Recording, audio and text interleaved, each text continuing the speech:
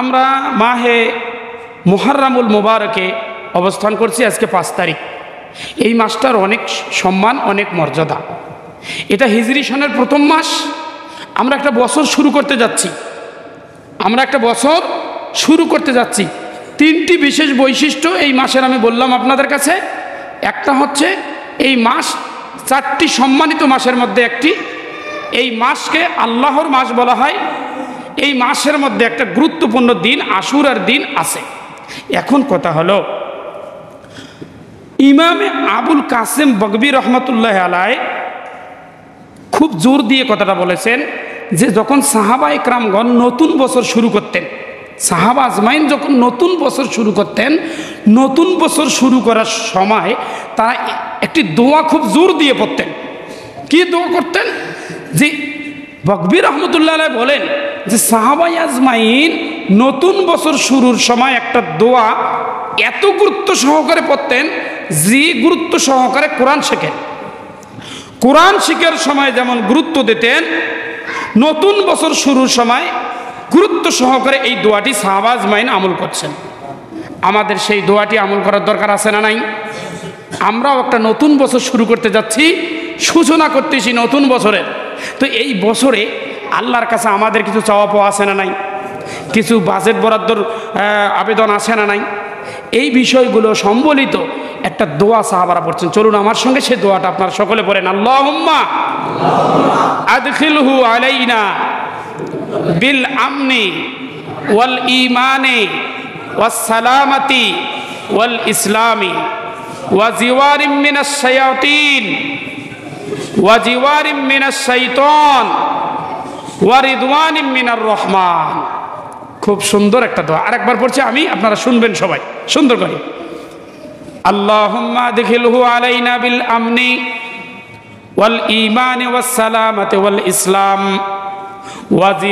ওয়া জিওয়ারিম মিনাশ শাইতান ওয়া রিদওয়ানিম মিনার রহমান। এই দোয়াটা সাহাবারা গুরুত্ব দিয়ে পড়তেন। যেমন কোরআন শিখতেন গুরুত্ব দিয়ে, এই দোয়াটা পড়তেন। কি বলছি আমরা এই দোয়ায়? আল্লাহ সুবহানাহু ওয়া তাআলার কাছে আমরা কি আবেদন করতেছি? আমরা বলতেছি আল্লাহুম্মা আদখিলহু আলাইনা বিল আমনি। হে রব্বুল আলামিন, ওগো আল্লাহ, এই বছর আমাদের কাছে আপনি নিরাপত্তার সাথে প্রবেশ করান। এই বছরে আমাদেরকে আপনি, আমাদের কাছে এই বছরকে আপনি নিরাপত্তার সাথে আগমন ঘটান। আর কিসের সাথে?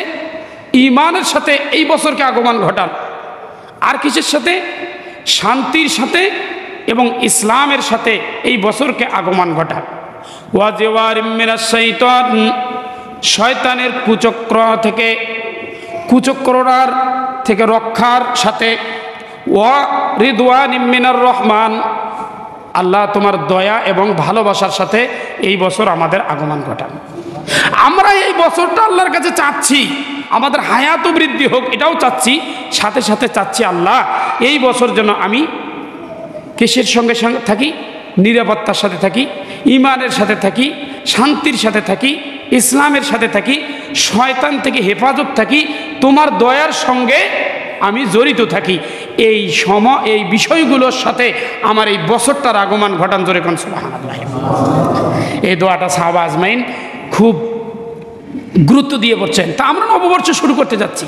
এই নববর্ষ অনেকেই শুরু করে, বিভিন্ন প্রোগ্রাম করে, বেলুন বানাইয়া, ফটকা ফুটাইয়া, বোম বাজাইয়া, আতশবাজি করে, বিভিন্ন প্রোগ্রাম করে আমাদের যে পশ্চাত্য পরাচ্য যারা আছেন তারা, এই যে আমরা বলি যে ইংরেজি সন, এটা তো আমরা হিজরি সন। ইংরেজি সন বলতে কোনো সন নাই, এটা ভুল। ইংরেজি একটা ভাষা, ওই ভাষা ওই সনকে বলে নাই। সন হচ্ছে ওটা ঈসাই সন, খ্রিস্টাব্দ, অর্থাৎ ঈসা আলাইহিস সালাতু ওয়াস সালামের জন্মের দিন, একটা আনন্দময় দিন থেকে ওই সনটা তারা শুরু করেছে। ওই দিনে তারা নববর্ষতে জানুয়ারিতে, 1 জানুয়ারিতে তারা অনেক গান বাজনা, নাটক, থিয়েটার, অনেক উচ্চবাচ্য এবং ফটকা ফুটায়, বেলুন উড়ায়। এগুলো কি আমরা দেখি না? এগুলো করে না নববর্ষ? কিন্তু আমাদের এই হিজরি সনটা শুরু হয়েছে নবীজির জন্মদিন থেকে নয়। নবুতের দিন থেকে নয়। এই হিজরি সন শুরু হয়েছে নবীজির হিজরত থেকে। যেরকম সুবহানাল্লাহ। হযরত উমরে ফারুক রাদিয়াল্লাহু তাআলা আনহুর আমলে এটা গণনা শুরু হয়। ওনার কাছে একটা পরামর্শ সভা উনি ডাকছিলেন। এই পরামর্শ সভায় বেশ কিছু প্রখ্যাত সাহাবী ছিলেন। ওদেরকে বলা হলো যে আমরা একটা গণনা শুরু করব, তো এই গণনাটা কখন থেকে শুরু করা যায়? অনেকে প্রশ্ন জবাব দিয়েছিলেন। আবু আক্কাস রাদিয়াল্লাহু তাআলা আনহু উনি বলেছিলেন যে নবীজির জন্মদিন থেকে আমরা একটা গণনা শুরু করি। কেউ কেউ বলেছিলেন নবীজি যখন নবুয়ত প্রাপ্ত হয়েছেন সেদিন থেকে গণনা শুরু করি। কেউ কেউ বলছিলেন যেদিন মক্কা বিজয় হয়েছিল ওই মক্কা বিজয়ের একটা আমাদের বিশাল আনন্দের দিন, এদিন থেকে শুরু করি। কিন্তু হযরত আলী কাররামুল্লাহ ওয়াজহাহু রাদিয়াল্লাহু তাআলা আনহু উনি কিন্তু এই সমস্ত বলে নাই। উনি বলছেন এই সমস্ত দিনগুলো আমাদের সুখের দিন, আমাদের খুশির দিন, কিন্তু আমরা গণনা শুরু করব একটি বেদনাময় দিন থেকে, সেটা হলো হিজরতের দিন। যেরকম সুবহানাল্লাহ। হিজরতের দিন থেকে আমরা গণনা শুরু করব। এই পরামর্শ দিয়েছিলেন আলী। খলিফা ছিলেন হযরত উমর। উনি সকল পরামর্শের ভিতরে হযরত আলী রাদিয়াল্লাহু তাআলা আনহুর পরামর্শটাকে গ্রহণ করলেন। আলীর পরামর্শ দেখেন, আপনার বাড়িঘর, আপনার এলাকা, আপনার পরিবার পরিজন, জমি জামা, আপনার সহায় সম্পদ সব কিছু ছেড়ে, নিজের এলাকা ছেড়ে অন্যত্রে বিদেশ ভেগে যাওয়া, এটা কি কোনো সুখের সংবাদ হতে পারে? অবশ্যই এটা একটা বেদনার সংবাদ। তো এই যে হিজরত করে উনি মক্কা ছেড়ে মদিনায় গেলেন, এই যাওয়ার দিনটা এই তারিখ থেকে আমাদের এই হিজরি সন শুরু হলো কেন? এর অনেকগুলো কারণ, আজকে বর্ণনা আমি সেগুলো দিতে পারবো না। এর অনেকগুলো কারণ আছে যে হিজরত আমাদেরকে প্রেরণা যোগায়, হিজরত আমাদেরকে প্রেরণা যোগায়। এই হিজরত আমাদেরকে বলতেছে যে দেখো, তুমি অটল থাকবে। তুমি যখন আল্লাহর কথা বলেছো, রাসূলের কথা বলেছো, তাওহীদের রিসালাতের দাওয়াত দিয়েছো, যেই মানুষটা তুমি আল আমিন ছেলে কাফেরদের মুশরিকদের কাছে, সেই মানুষটা তুমি শত্রু হইলে আজকে তোমাকে আর সম্মান করে না, আজকে তোমার ছায়া দেখলে তারা চোটায়, তোমাকে জীবনে মারতে চায়, তোমাকে সম্পদে মারতে চায়, তোমাকে সব দিক থেকে তারা কি করতে চায়? সব দিক থেকে পরাভূত করতে চায়। কিন্তু তুমি অটল থেকেও আল্লাহ রাসূল সাল্লাল্লাহু আলাইহি সাল্লাম তাদের সেই ষড়যন্ত্র, তাদের সেই দাঙ্গা, তাদের সেই নিষ্ঠুর জুলুম নির্যাতনের কাছে মাথা নত না করে উনি সামনে এগিয়েছিলেন। যেরকম সুবহানাল্লাহ। অর্থাৎ আজও কিন্তু এই হিজরি সন যখন শুরু হয়ে যায়, মুহররম মাস যখন শুরু হয়ে যায়, তখন আমাদের কাছে হিজরত ভেসে আসে যে নবীজি কিন্তু হতাশ হয় নাই, ডিপ্রেশন হন নাই। উনি যখন দাওয়াত দিয়েছিলেন, আর দাওয়াত তাওহীদ এবং রিসালাতের দাওয়াত দেওয়ার সময় যখন বিপদ ধেয়ে আসছিল, যখন জেল জরিমানা জুলুম অত্যাচার ধেয়ে আসছিল, তখন কিন্তু উনি ডিপ্রেশন না হয়ে, উনি হতাশ না হয়ে, মাথা নত না করে উনি সামনের দিকে এগিয়ে চলছিলেন। এই শিক্ষা কিন্তু আমাদেরকে এই হিজরত দেয়। হিজরতে অনেক শিক্ষা আছে, 5টার মতো শিক্ষা আছে। এগুলো বিষয় আমরা অন্য একদিন আলোচনা করব। তো হযরত আলী রাদিয়াল্লাহু তাআলা আনহু বললেন যে এই দিন থেকে হিজরি সন শুরু করা যাক। উমর রাদিয়াল্লাহু তাআলা আনহু সেটাই বলেন। প্রিয় মুসলিম ভাইরা, তো আবার আমি ঘুরি ঘুরি আপনাদের কাছে বলতেছি, এই হিজরি সন যখন নতুন বছর শুরু করতেন সাহাবা আজমাইন যে দোয়াটা গুরুত্ব সহকারে পড়তেন, আবার পড়েন দেখি আমার সঙ্গে, আল্লাহুম্মা আদখিলহু আলাইনা বিল আমনি। পড়েন, আল্লাহুম্মা আদখিলহু আলাইনা বিল আমনি ওয়াল ঈমানি ওয়াস সালামাতি ওয়াল ইসলাম ওয়া জিওয়ারিম মিনাশ শাইতান ওয়া রিদওয়ানিম মিনার রহমান। এই দোয়াটা আমরা মুখস্থ করব। এই মাসে আমরা বেশি বেশি করে আল্লাহর কাছে এই উপহারগুলো আমরা আল্লাহর কাছে চাইয়ে নেব। প্রিয় মুসলিম ভাইরা, এখন আছেন এই মাসের মধ্যে বিশেষ একটা দিন, ইয়াউমে আশুরা, আশুরার দিন। এই আশুরার দিন নিয়ে আপনারা যদি মোবাইলে টাচ করেন, বাজারে যান, লাইব্রেরিতে যান, আশুরার দিনকে কেন্দ্র করে জগতের ভিতরে অনেক নাটক, সিনেমা, অনেক বই, অনেক ঘটনা প্রবাহ, অনেক কিছু লেখা হয়েছে। আশুরা কেন্দ্রিক যত বই আর যত গল্প, যত কল্প, যত কাহিনী রচনা করেছেন, আশুরা কেন্দ্রিক এমন এমন কিছু আজগুবি আজগুবি ঘটনা বর্ণনা করেছেন। আশুরা কেন্দ্রিক নবী আলাইহিস সালাতু ওয়াস সালামের সঙ্গে জড়িত কিছু ঘটনা বর্ণনা করেছেন যাতে আশুরার মর্যাদা বেড়ে যায়। এমন অনেক কিছুই আমরা আশুরা সম্পর্কে বাজারের বিভিন্ন পুস্তিকার মধ্যে, বইয়ের মধ্যে পাই, মোবাইলের মধ্যে যখন আশুরা নামে সার্চ দেই এমন অনেক ঘটনা আমরা শুনতে পাই বা দেখতে পাই। জোরে বলেন ঠিক না বেঠিক? কিন্তু আশুরা সংক্রান্ত মূল কথাগুলো কি?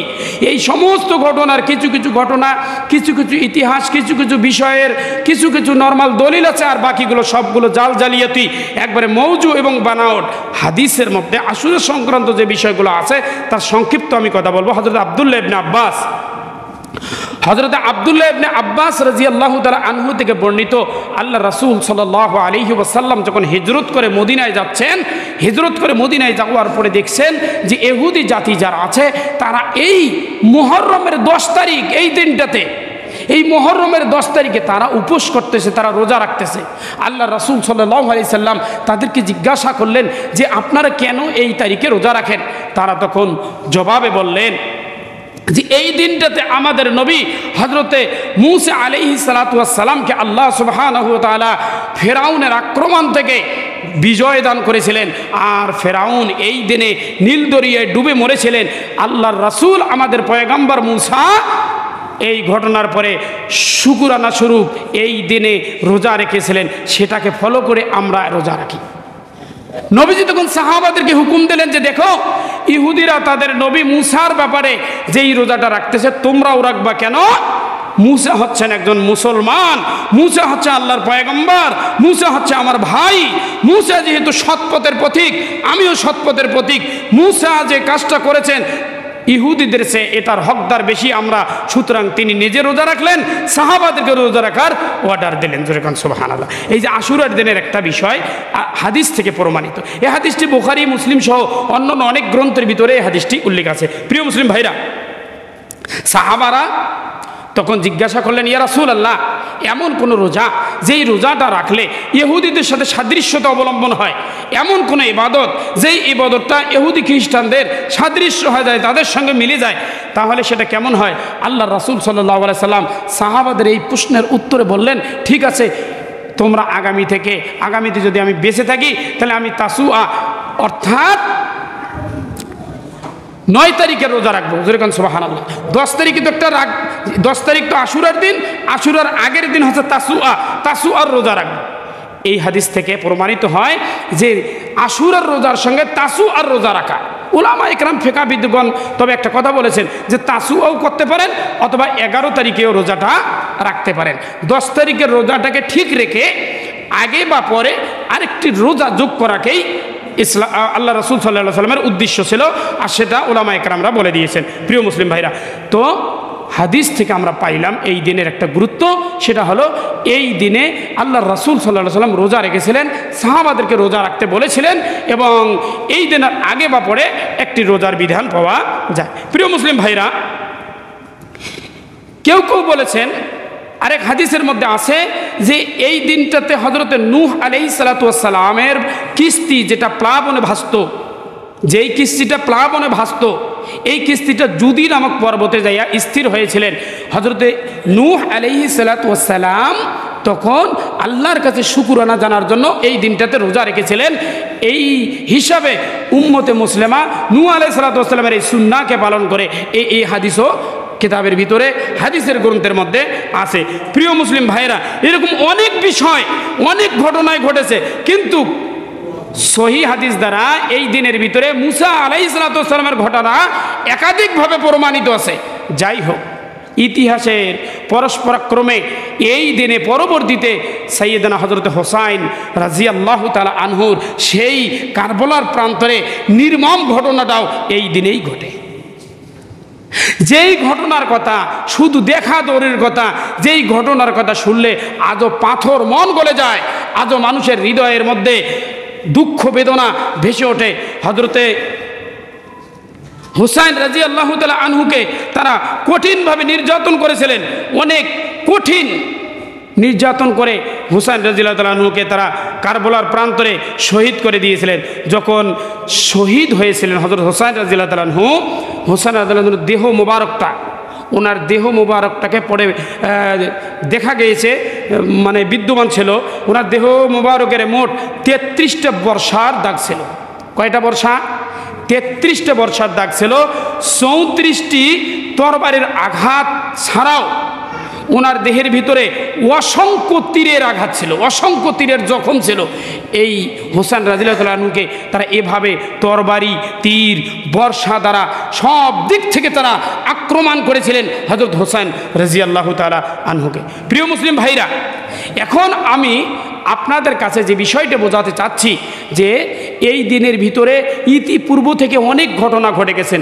মুসার ঘটনা বলেন, নূহ আলাইহিস সালামের ঘটনা বলেন। আমি তো বলেছি কিছু কিছু কিতাবের ভিতরে পাওয়া যায় যে এই দিনের ভিতরে হযরত আদম আলাইহিস সালাতু ওয়াস সালাম সৃষ্টি হয়েছেন।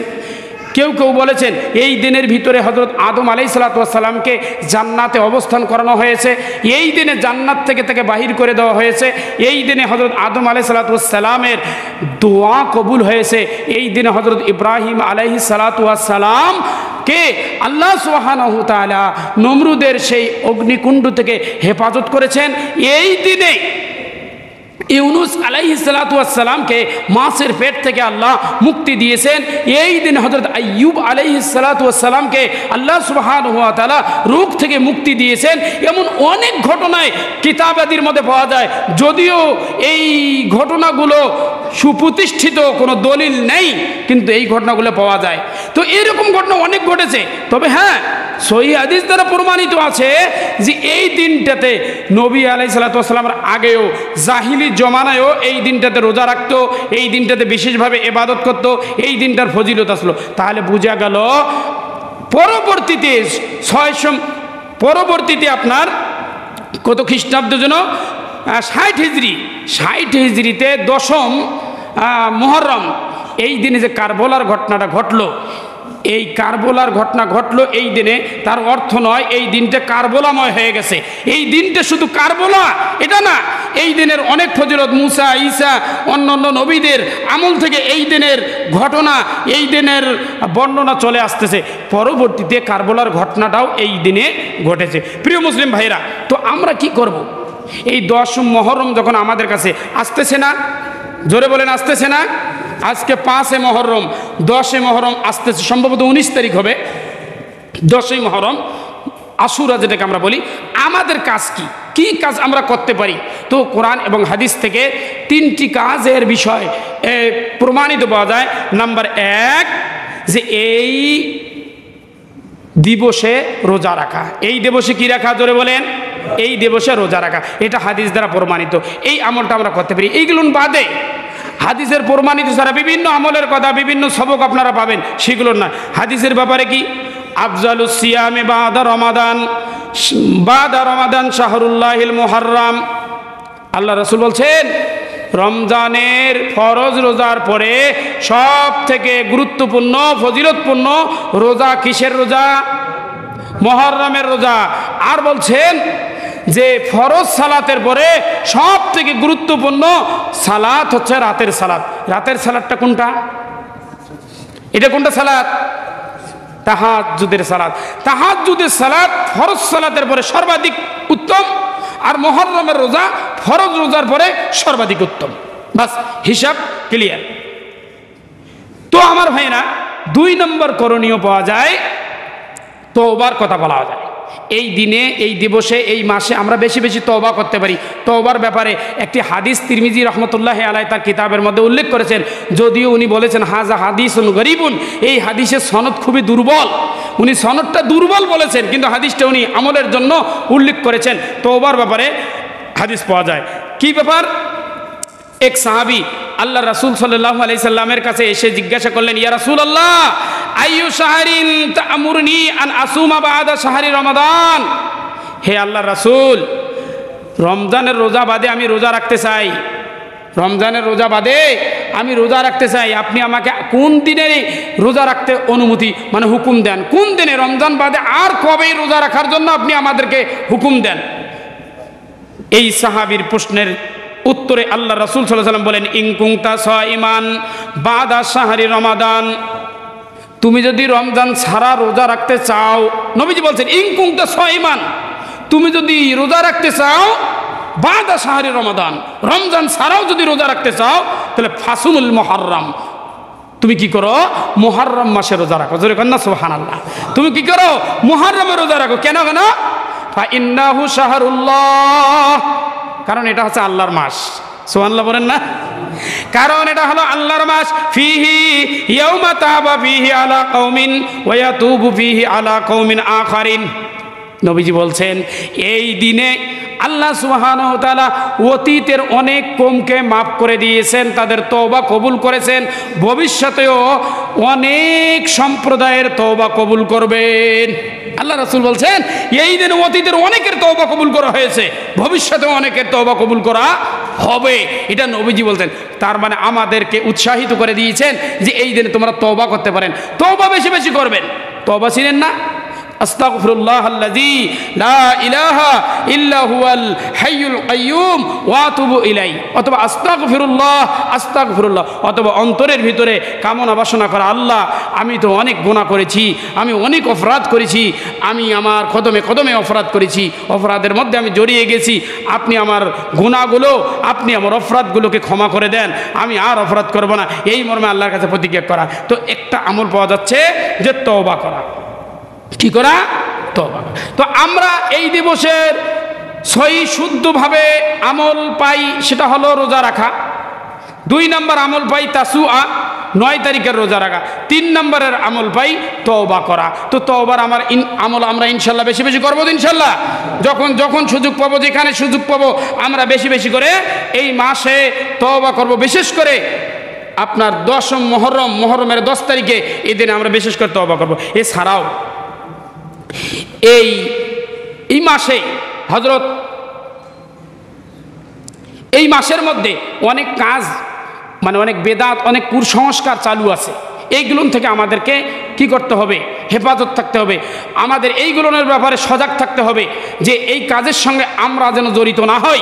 এগুলো নিতান্তই কিছু কিছু কাজ এমন যে একবারে পরিষ্কার সহি শুদ্ধভাবে বেদাত, আর কিছু কিছু কাজ এমন আছে যেগুলো শিরকের পর্যায়ে পড়ে যায়। এই দিনকে কেন্দ্র করে আমাদের বাংলাদেশের অনেক মুসলমান ভাইয়েরা এই কাজগুলোর সঙ্গে জড়িয়ে যায়। এরকম কিছু তালিকা আমি আপনাদের দিতে পারি যে এই দিনকে মুহররমের 10 তারিখকে কেন্দ্র করে যেই কাজগুলো একেবারে বর্জনীয়, গ্রহণযোগ্য নয়। এটা কি কি কাজ? এমন কাজের কিছু কথা বলি। যেমন 1 নম্বর কাজ হচ্ছে এই মাসে বা এই তারিখে আসার সাথে সাথেই, যখনই মুহররম মাস চলে আসে, আসার সাথে সাথে 10 তারিখের আগেই থেকে ইমাম হুসাইন রাদিয়াল্লাহু তাআলা আনহুর শাহাদতের উপরে মাতম শুরু হয়ে যায়। এক শ্রেণীর মানুষের শোক রেলি শুরু হয়ে যায়, শোকতে কাতর হয়ে যায়। তারা খাওয়া দাওয়া, পড়াশোনা, তারা যেন কালো জামা পরে, কালো ব্যাস পরে এমন একটা শোকের অবস্থান সৃষ্টি করে দেয়। পুরো মাসব্যাপী তারা শোক পালন করে। আল্লাহ রাসূল সাল্লাল্লাহু আলাইহি সাল্লামের একটা হাদিসের মধ্যে আছে, আল্লাহ রাসূল সাল্লাল্লাহু আলাইহি সাল্লাম বলেন, শোক বিহুল হয়ে যে ব্যক্তি গালা চাপড়ায়, কাপড় ছেড়ে ফেলে, সেই ব্যক্তি আমি মুহাম্মদ রাসূলুল্লাহ সাল্লাল্লাহু আলাইহি সাল্লাম বা ইসলামের দলভুক্ত সেই ব্যক্তি নয়। মা মারা গেছে, বাবা মারা গেছে, নিঃসন্দেহে এটা একটা দুঃখের বিষয়, নিঃসন্দেহে এটা বেদনার বিষয়। কিন্তু এই বেদনাটাকে প্রকাশ করতে যাইয়া হায় রে আমার কি হলো, অমুক তমুক এভাবে যদি কাপড় ছেড়ে, জামা ছেড়ে আর শোকে কাতর হইয়া হাউ হুতাশ পাগলের মতন আচরণ করে, নবীজি বলছে এটা আমার উম্মতের মধ্যে পড়ে না, আমার দলভুক্ত নয়। শোক আপনি প্রকাশ করার মানসিকতা আছে, নীরবে কাঁদবেন, নীরবে কাঁদবেন, আপনি নীরবে কাঁদবেন। দুঃখ, আপনার ব্যথা আপনি কাকে দেখাবেন? আল্লাহ সুবহানাহু ওয়া তাআলাকে দেখাবেন। আপনি দুনিয়ার মানুষকে এটার ভঙ্গিমা দেখানো বা এটাকে বোঝানোর কোনো দরকার নাই। তো এই মাস আসার সাথে সাথে হুসাইন রাদিয়াল্লাহু তাআলা আনহুর শাহাদাতকে কেন্দ্র করে যারা মাতুম করে, যারা বুক চাপড়ায়, যারা গালা চাপড়ায়, এটা গ্রহণযোগ্যতা নয়, এটা কোনো আমল নয়, এটা পরিহার করতে হবে। এ ব্যাপারে আমাদের সজাগ থাকতে হবে। 1 নম্বর। 2 নম্বর, এই দিবসকে কেন্দ্র করে 2 নম্বর গর্হিত আমল হচ্ছে কালো পতাকা উত্তোলন। কালো পতাকা উত্তোলন উত্তোলন অনেক জায়গার মধ্যে, বিশেষ করে আপনারা 5 কদম বাড়াইয়া সৈয়দপুর যাবেন, দেখবেন বেহারিদের অনেক মসজিদে কালো পতাকা উঠতেছে। বর্তমানে খেলা চলছে ইউরো খেলা এবং আমেরিকার কোপা আমেরিকার খেলা চলছে।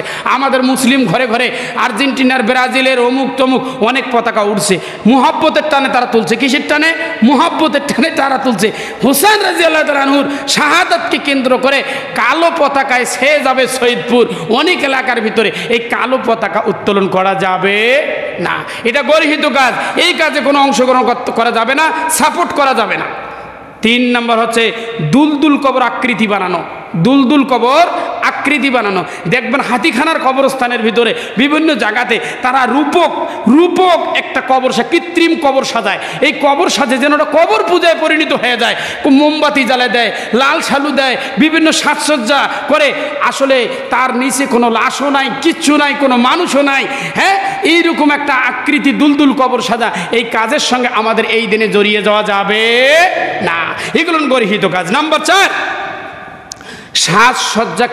সাজসজ্জাকে আরাম আয়েশ ত্যাগ করা। যে বাপরে, এই মাসে 10 তারিখে আমাদের হযরত রাসূল আকরাম সাল্লাল্লাহু আলাইহি সাল্লামের নাতি হযরতে ইমামে হুসাইন রাদিয়াল্লাহু তাআলা আনহু শাহাদাত বরণ করেছেন, পানি পান করতে পারে নাই। এই দুঃখ কষ্ট উনি করে গেছেন। আর আমরা কি সুন্দর জামা পরবো, ইস্তারি করে জামা পরবো, ভালো খাবার খাবো? এই বেশভূষা আমরা করব না। আমরা শোক করব। এই আরাম আয়েশ ত্যাগ করা এগুলো গর্হিত কাজ। কারণ শোক ভালো করে বোঝার চেষ্টা করেন। শোক যদি করতে হইতো, শোক যদি থাকতো, তাহলে মুসলমানদের প্রতি সোমবারে শোক করা লাগতো। জোরে বলেন ঠিক না বেঠিক? প্রতি সোমবারে ভালো খাবার পরিত্যাগ করা লাগতো, প্রতি সোমবারে ভালো জামা পরিত্যাগ করা লাগতো, প্রতি সোমবারে সবসময় শোকের মধ্যে থাকা লাগতো। কেননা এই দিনে, সোমবারের দিনে আমাদের মহামানব সৈয়দুল কাউনাইন, সৈয়দুল সাকালাইন, ইমামুল হারামাইন জনাবে মুহাম্মদ রাসূলুল্লাহ সাল্লাল্লাহু আলাইহি সাল্লাম দুনিয়া ত্যাগ করেছেন। তো সেদিন তো শোক করেন না। তো ইসলামে এ ধরনের শোক করার কোনো কারবার ইসলাম অ্যালাউ করে না, ইসলাম পারমিট করে না। প্রিয় মুসলিম ভাইরা, 5 নম্বর বলছিলাম কি, 4 নম্বর বলছিলাম সাজসজ্জা ত্যাগ করা, এইগুলো করা যাবে না। 6 নম্বর শোক মিছিল বের করা। শোক মিছিল বের হবে কয়েকদিনের মধ্যে। এটা ঢাকায়ও হয়, বেশ কিছু জায়গার ভিতর হয়। শোক মিছিল বাহির হওয়া, এই শোক মিছিল বাহির করা যাবে না। ওই মিছিলে অংশগ্রহণ করাও যাবে না। ওই মিছিলগুলো শেয়ার করে দেয়। এখন কথা শোনেন, যে এই কারবারগুলো, এই কাজ কারবারগুলো তো আমরা করি না। আমরা রংপুরের লোক করি না, একুরসালির লোক করি না, সৈয়দপুরে করে। আপনি ফেসবুকে ঢুকেই আপনার যদি মনে করেন যে তাদের দুলদুল কবর, তাদের শোক র্যালি, তাদের কালো পতাকা, তাদের শোক মিছিল, এইগুলো না আপনার ভালো লাগে, আর আপনি অন্তর থেকে সেটা শেয়ার করে দেন, আপনিও ওই কাজের মধ্যে অংশগ্রহণ করলেন। জোরে বলেন ঠিক না বেঠিক? এজন্য আপনাদেরকে অ্যালার্ট করার জন্য বলতেছি, এই ধরনের কোনো কাজ শেয়ার করা যাবে না, কমেন্টে লাইক করা যাবে না। লাইক শেয়ার থেকে আমাদের সবাইকে হেফাজত থাকতে হবে, এইগুলোর কাজকে অপছন্দ করতে হবে। নাম্বার 7, আতশবাতি আলোকসজ্জা করা। আতশবাতি এবং বাজি এবং আলোকসজ্জা এই কার্যক্রমগুলো এই দিবসে করা যাবে না। সৈয়দপুরে বিশেষ করে আতশবাজি আর আলোকসজ্জা, এক সময় যখন আমি সৈয়দপুর দারুল উলুমে পড়েছিলাম, আমার লক্ষ্য আছে, খেয়াল আছে, কতগুলো যে মোমবাতি সেখান থেকে জবরদখল করে, চুরি করে মাদ্রাসার ছাত্ররা, ছোট ছোট ছাত্ররা নিয়ে আসতো। এগুলো যে কোটাল কবরস্থান আলোক হয়, যদি লাইন করে করে মোমবাতি জ্বলতো, যেন এটা একটা শুটিং চলছে। কত সুন্দর একটা পরিবেশ করে ফেলেছে। এই আলোকসজ্জা, লাইট, চিকিমিকি বাতি, এইগুলোর কাজ এই দিবসে করা যাবে না। নাম্বার 8, অভিনব আমল করা যাবে না। অভিনব আমল শিখা। আমি আমলের ব্যাপারে আপনাদের ইতিপূর্বেই বলেছি। কয়টা আমল পাওয়া যায়? 3টা। জোরে বলেন, কয়টা আমল পাওয়া যায়? 3টা। 1 নম্বর আমল কি পাওয়া যায়? 10 তারিখের রোজা। 2 নম্বরে আমল কি পাওয়া যায়? 9 তারিখের রোজা অথবা 11 তারিখ। 3 নম্বর আমল কি পাওয়া যায়? এই মাসে বা ওই দিনে তওবা। এই 3টা বাদে অন্য কোনো বিশেষ আমল ওই তারিখে করা যাবে বা ওই তারিখে করলে সব বেশি, ফজিলত বেশি, এটা মনে করা বেদাত। এমন অনেক আমল আপনাদেরকে শিক্ষা দিতে পারে। ওই দিনে এত রাকাত নামাজ পড়বেন, এতগুলো সূরা পড়বেন, এতবার দরুদ শরীফ পড়বেন, এতবার অমুক করবেন। এইরকম কোনো আমল, অভিনব কোনো আমল সাহাবারা করে নাই, কোনো তাবিন করে নাই, আইম্মায়ে মুজতাহিদিন করে নাই। এগুলো পরিহার করতে হবে। পরিশেষে আমি আপনাদেরকে বলবো যে এই সমস্ত গর্হিত কাজ থেকে আমাদের সরে যেতে হবে। আমি এই দিবসের এই সমস্ত কর্মকাণ্ড সংক্রান্ত জগৎ বিখ্যাত তিনজন মনীষী, 3জন বড় আল্লাহর ওয়ালি, 3জন বড় আল্লাহর আলেম, এর অভিমত আপনাদের কাছে বলতেছি। আপনারা নাম শুনছেন আব্দুল কাদের জেলানী রহমাতুল্লাহ আলাইহ, এই নামটা শোনেন নাই? উনি বড় আলেম ছিলেন, একাধারে আল্লাহর একজন ওলি, একজন মাজজুব লোক ছিলেন। উনি ওনার গুনিয়াতুত তলেবিন কিতাবের ভিতরে লিখেছেন, কুনিয়াতুত তলেবিন কিতাবে লিখেছেন যে এই যে শোক পালন করতেছে, এই যে শোক পালন করতেছে, এই সব শোক পালনগুলোকে উনি পাগলের বাচ্চা হিসেবে ঘোষণা দিয়েছেন। এই ব্যাপারে আল্লামা রুমি রহমাতুল্লাহ আলাইহ, আল্লামা রুমি রহমতুল্লাহ আলাইহ বলছেন, যারা এই সমস্ত কাজের মধ্যে, এতক্ষণ আমি যেই তারিখগুলো বললাম, এই কাজের মধ্যে, এই 10 তারিখে এই কাজের মধ্যে লিপ্ত হয়, তারা নিজেদের জীবনের সময় নষ্ট করতেছে। মুফতি শফি রহমতুল্লাহ আলাইহ বলছেন এরা পাগল। এইরকম অনেক বড় বড় আলেম, বড় বড় মুফতি, বড় বড় মুহাদ্দিসেরা তাদের এই সমস্ত কর্মকাণ্ডকে, কর্মকাণ্ডের ব্যাপারে সমালোচনা করে গেছেন। তো আল্লাহ সুবহানাহু ওয়া তাআলা এই মাসে প্রথম আমল বলেছিলাম, এই মাস আমরা নতুন বছর শুরু করতেছি, সাহাবাদের শেখানো সেই দোয়াটা আমরা মুখস্থ করব, এই দোয়া আমরা বেশি বেশি পড়ব, আর 10 তারিখে 3টা আমল করব। আল্লাহ আমাদের সবাইকে আমল করার তৌফিক দান করুক, আমিন। ওয়া আখিরু দাওয়ানা আনিল হামদুলিল্লাহি রাব্বিল আলামিন। আসসালামু আলাইকুম রহমতুল্লাহ।